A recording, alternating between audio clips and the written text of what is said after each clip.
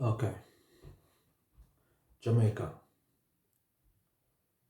Jamaica is kept in the position that it is by those who are in control for a reason. And this is my belief and summation really of the whole situation.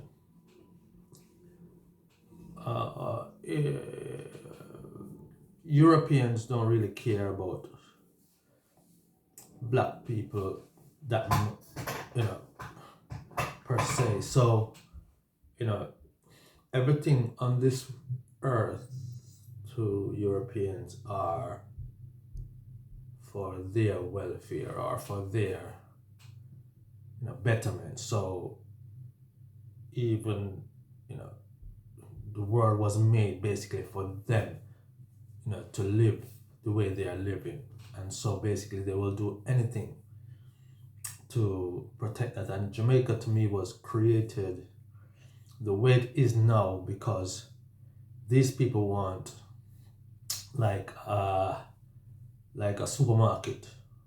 They want, they see us like commodities. So basically whenever they need some nurses or some cheap teachers or some cheap builders or anything for cheap, they just pull on the old slave on the old slaves that they had, that were that was designed, you know um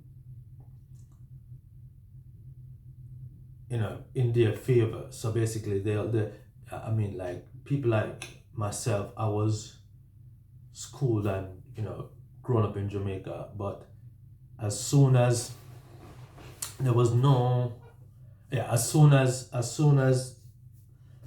it was time for me to contribute back to the society, um, what was what I would say was an opportunity came up, and I had to run, because if I didn't take that opportunity, then basically I would be seen as stupid. And as a 20-year-old, you don't really want to be seen as stupid. So I never necessarily wanted to come to England. I have no desire, and even now I've been here for over 20 odd years, and basically I don't really feel a connection to the place, because the place isn't designed for my welfare. Everything in England is designed to, you know, make white or the indigenous population, better off. It's not designed for us. I mean, England went around the world and created like little supermarkets all over the place where they can pull on these resources as and when they're ready. So Jamaica is not really, was never really a free place. People like Andrew and all those people are just working for you know Prince Charles and all them big boys. Them big boys will shut down Jamaica like that if they need to, and they can build Jamaica like that if they need to. They have got so much money and so much power over us as black people who has been transported to